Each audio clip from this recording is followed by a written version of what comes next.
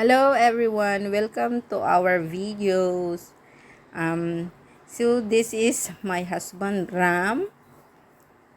Nickname niya Ram. Dalawang nickname niya, Ram or Chandru. He want Ram, but for me, because his mother always tell to him Chandru, so I will follow what his mother always tell to him, Chandru. So, see, nag-exercise na siya guys. Kasi he cannot walk by his own, but see, by the help of saklay he can do. See guys, whatever problem will come, see, dapat lagi tayong lumalaban gaya niya. Kahit nahihirapan na siya, kahit anong problema dumarating sa kanya, lagi pa rin siyang lumalaban. See, he's trying his best to walk by his own. See, lagi siyang, dati wala pa kaming mga ganyan na gamit, so, medyo mga basic lang yung ginagawa namin. Pero ngayon, medyo may naipong konti. Ayan, nakakabili na siya ng gamit niya sa pag-exercise niya. Yan ako nagre-record sa kanya guys. Pero kahit ganyan yung sitwasyon niya, nag-work pa rin siya. Medyo okay din yung sahod. Nakakatulong din sa pang-araw-araw namin na pangailangan. Kahit ganyan yung sitwasyon niya, nakakapag-provide pa din siya. Yan. So, ang payo ko lang sa inyo guys, kahit may problema man na dumarating, laban lang, tuloy-tuloy lang, hanggang, medyo makamtan lahat na yung dapat makuha. Ayan, nandyan ako, nag-aabang lang.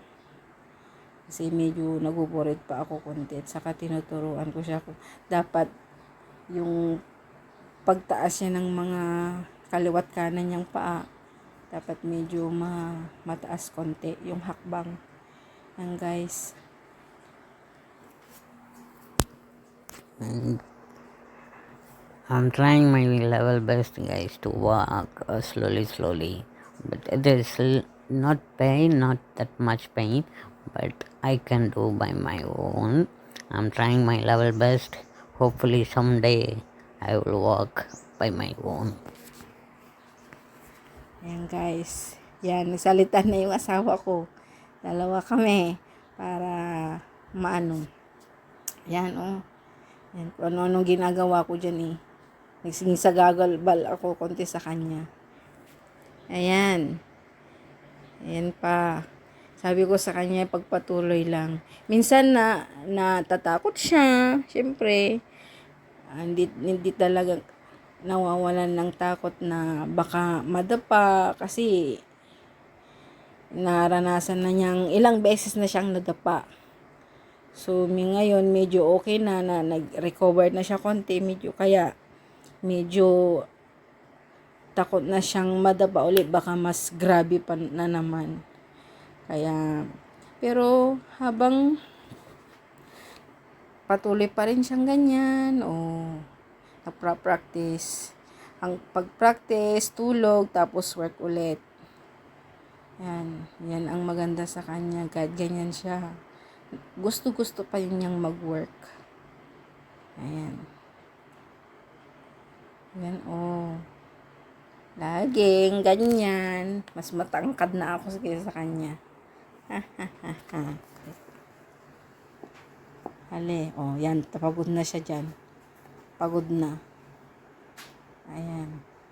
Yan, basic ulit siya, mag-exercise. Yan, kung ano-anong pinagdadaldal ko sa kanya dyan. O kung ano yung sinasabi ko sa kanya. Pero patapos na rin yan guys. Ayan, basic na lang yung gagawin niya dyan. Yung exhale, inhale. Ayan. Ayan. Ayan na guys. Salamat sa panonood.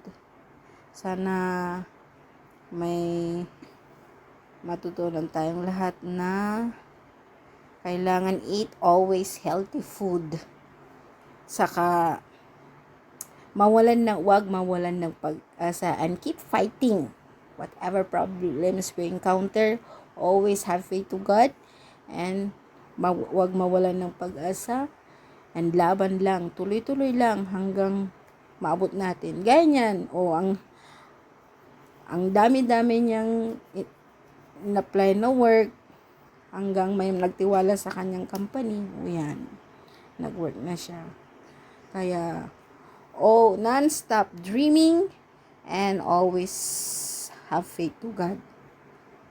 Sina guys, God bless everyone. Sana lahat tayo makamit natin ang ating mga dreams. Sige, bye-bye guys.